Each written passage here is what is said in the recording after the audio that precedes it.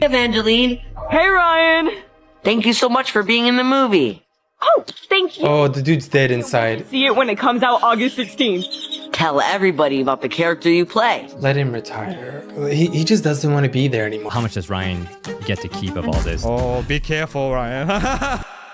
Alright, before we even get into this, let me just say this up front. This isn't a hit piece on a kid. If anything, Ryan might be the only innocent person in this entire story. If you've been online at all over the last few years, you've probably had this exact moment. You're scrolling YouTube, maybe half asleep, and suddenly a Ryan's World video pops up in your recommendations. And you just sit there thinking, wait, this is still going? Yeah, it is. And the reason people are finally starting to talk about it again is because the cracks in this empire are no longer subtle. They're loud, they're public, and honestly, they were inevitable. So let's rewind. Back in 2015, Ryan was just another toddler opening toys on camera. I'm drinking you. Whoa. We're just testing it out. Nothing fancy, no cinematic lighting, no massive production team, just a kid being a kid. And that authenticity is exactly what made people fall in love with the channel. Parents put it on for their kids begged for more videos, views exploded. And at some point, probably sooner than later, Ryan's parents realized they weren't just filming memories anymore. They had a business, a very, very profitable business. What started as Ryan's Toys review quietly turned into a corporate machine. Merch deals started rolling in. Brand sponsorships followed. Then came Walmart shelves packed with Ryan-branded products. Then Nickelodeon, then TV shows, then books, then toothpaste, then backpacks, then literally everything. Ryan didn't just have a channel, he became a brand. And here's where I want to pause and talk to you for a second, because this is important. A lot of people hear this story and immediately say, well, at least the kid's rich. And sure, on paper, Ryan has opportunities most people will never have. But money doesn't automatically mean freedom, and it definitely doesn't mean childhood. As the years went on, Ryan kept growing, physically, mentally, emotionally, but the content didn't grow with him. He was still being pushed to do the same toy reviews, the same exaggerated reactions, the same high-pitched enthusiasm, even as he clearly aged out of it. And you don't need insider info to notice that. Just watch a recent video. A red Titan comic book and blank pages? You know what that means. The energy isn't there. The excitement looks forced. The kid who once couldn't wait to be on camera now looks like he's counting down the seconds until filming ends. He's too young, he won't know what to say. Don't give me that! Ryan is 13 now, he could definitely speak for himself, but his evil parents didn't allow him to. Just like how they don't allow him to live his childhood. He's still making kid videos till this day, and you could just tell that he's not happy. He doesn't enjoy it anymore. Let him retire. Let him live his childhood dreams. He is not a slave. Meanwhile, the audience grew up too. The kids who watched Ryan at 5 years old are now teenagers. They're on TikTok, they're gaming, they're watching streamers. They're not lining up to watch a 13-year-old pretend to be amazed by toys anymore. And the numbers reflect that. Ryan's World went from pulling in insane view counts, we're talking hundreds of millions, to struggling for relevance. That kind of decline doesn't just hurt pride, it hurts revenue. And that's where desperation starts to creep in. Because instead of pivoting the brand or letting Ryan step away, his parents decided to swing for the fences. They wanted to prove that Ryan wasn't just a YouTube kid, he was a movie star. Enter Ryan's World, the movie Titan Universe Adventure. This was supposed to be the rebirth, the evolution, the moment that shut up critics and reignited the brand. A theatrical release, superheroes, action, animation, a reported $10 million budget. A signal? What kind of signal? I don't like this, Aiden. And what happened? The movie didn't just flop, it face-planted. Globally, it pulled in around $600,000, not opening weekend, not domestic, total, worldwide. Let me put that in perspective. That's not disappointing, that's catastrophic. That's the kind of loss that gets studios shut down. And this wasn't some quiet streaming release. This was in real theaters. People literally posted TikToks sitting alone in empty screenings, entire showings with no audience. You need us! She has a point. How's this for a point? I'm the big brother, I know best, and I'm in charge. The twins go home before they get us into any more trouble. And maybe the most awkward part? Ryan's parents commenting, "Thanks for watching," under those videos. And look, I'm not saying they shouldn't be polite, but let's be real. If this movie had been a hit, nobody from that family would be scrolling TikTok replying to strangers. They'd be counting money.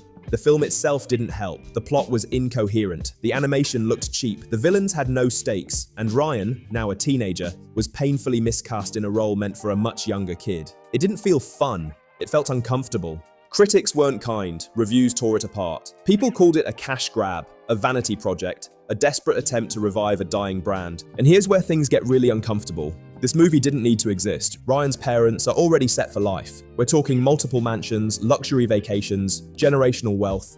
There was no financial necessity here. This wasn't survival. This was greed. Or, at the very least, an inability to let go.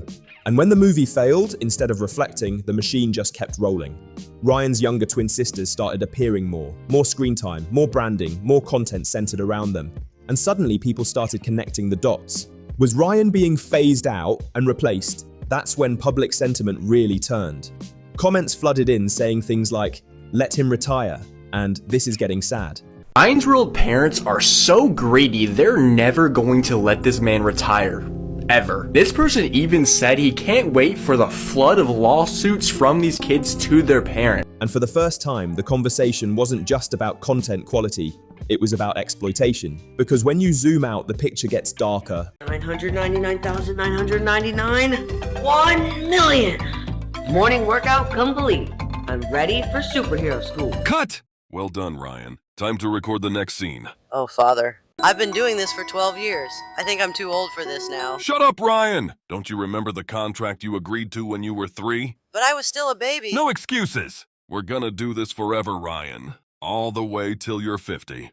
I wonder what happened to that Ryan kid I used to watch. Hey there, guys. Welcome to Ryan's Toy Review. Holy shit! Ryan wasn't just filming occasionally. At one point, he was filming dozens of segments per week across multiple channels. His entire life became content. Family moments, science experiments, daily routines, everything monetized. And unlike child actors in Hollywood, Ryan didn't have automatic protections. No mandatory trust accounts. No guaranteed percentage locked away. Legally, most of that money belonged to his parents. So yeah, maybe Ryan is rich, but rich doesn't always mean protected, and this is just the beginning of where this story gets uncomfortable. Because next, we need to talk about the investigations. People have been looking into the family's past, and it turns out that Ryan's mother, Loan Guan, was arrested in 2002 for shoplifting. She was trying to steal around $93 worth of clothing from JCPenney at Alameda Mall in Houston, Texas.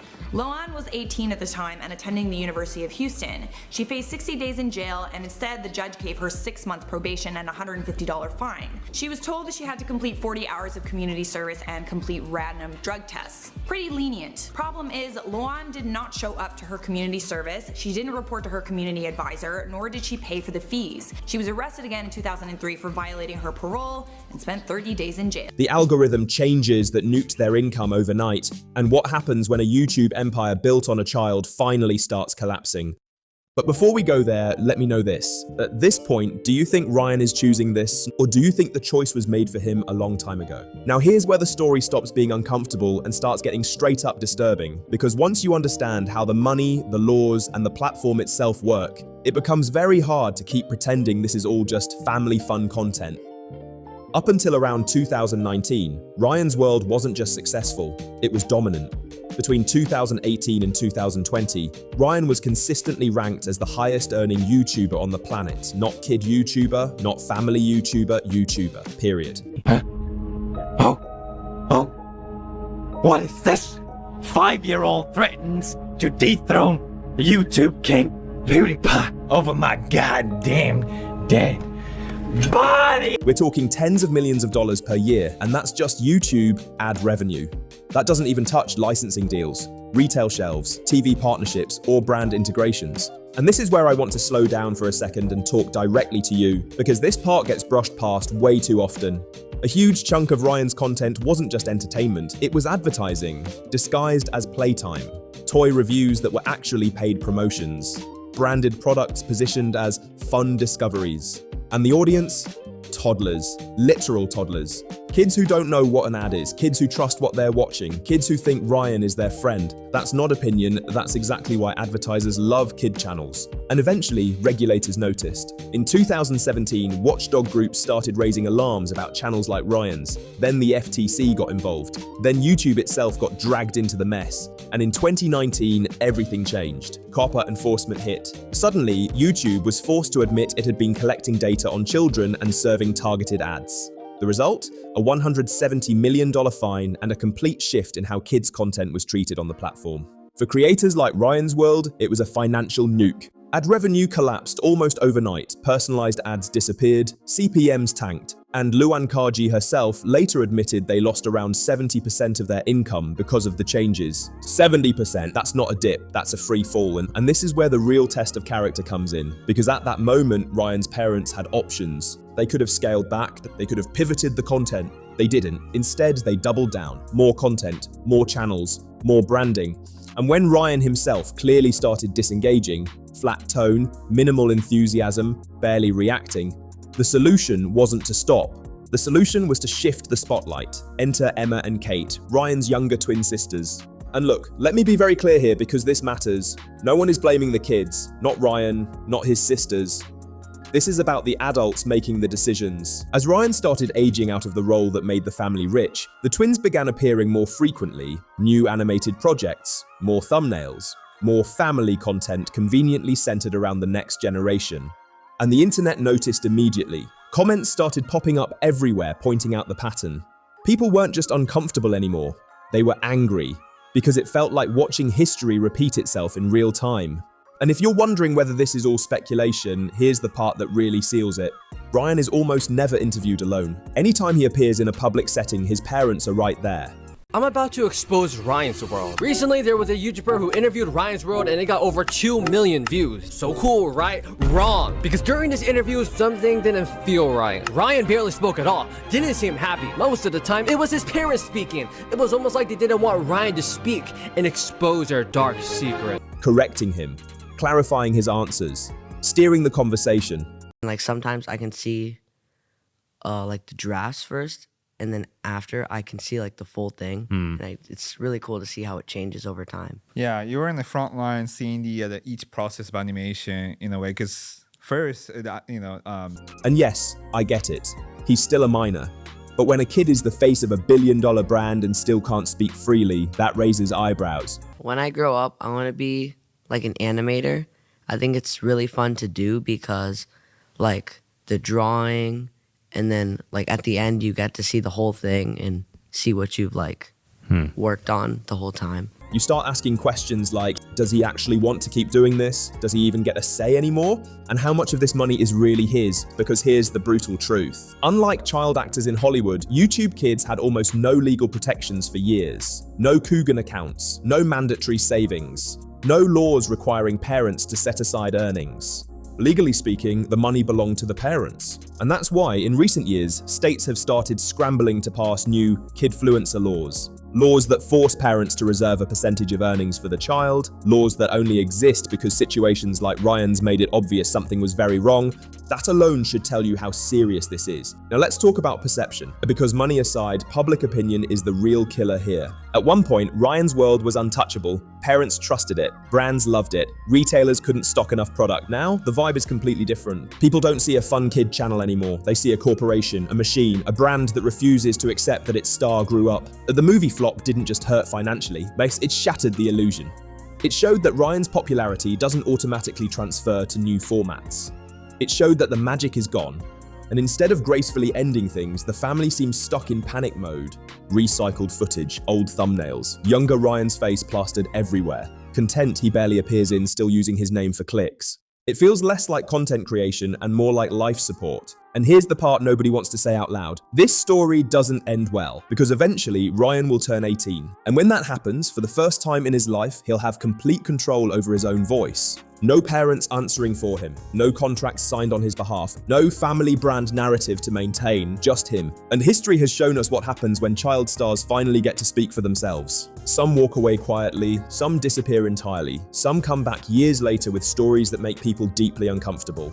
And when you look at the patterns here, the non-stop filming, The financial pressure, the refusal to let go. It's not crazy that people are already predicting a future documentary, not because they want dramas, but because this feels unfinished. So the question isn't if Ryan's world ends, the question is how. Does it fade quietly as views continue to drop? Does Ryan walk away the moment he legally can? Or does the entire thing collapse under the weight of its own greed? Because at this point, the brand isn't being carried by excitement anymore. It's being dragged forward by momentum. And momentum eventually runs out. In the final part, we're going to talk about what Ryan's future actually looks like, what happens to his parents when the brand is truly gone, and why this entire saga is becoming a cautionary tale for the next generation of kid creators. And trust me, this part matters. At this point, the question isn't whether Ryan's world is declining. That part is obvious.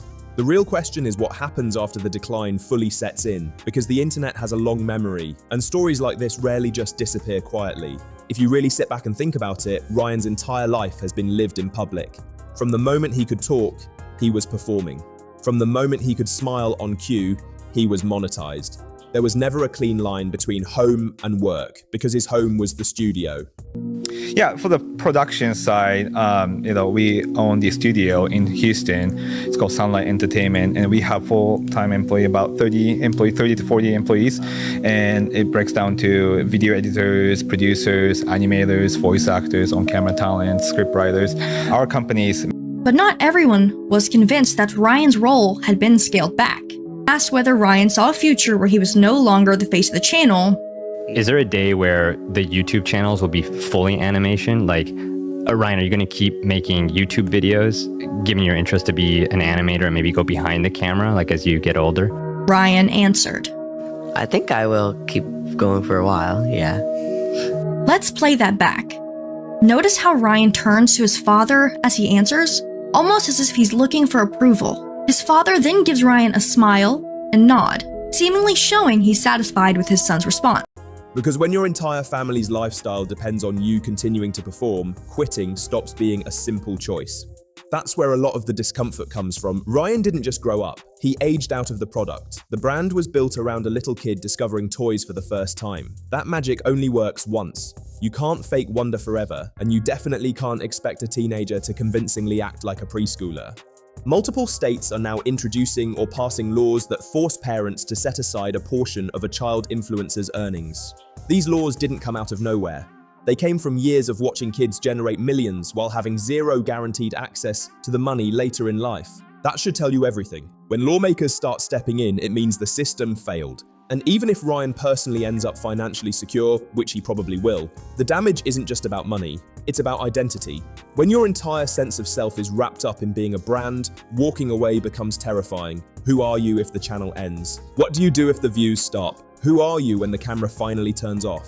Those are heavy questions for anyone, let alone someone who hasn't lived a single year outside the spotlight. And then there's the parents. Let's be honest, they're not going to fade into the background quietly. They've built their entire adult lives around this empire. They quit their careers. They structured everything around Ryan's success. When the brand collapses, they don't just lose revenue, they lose relevance.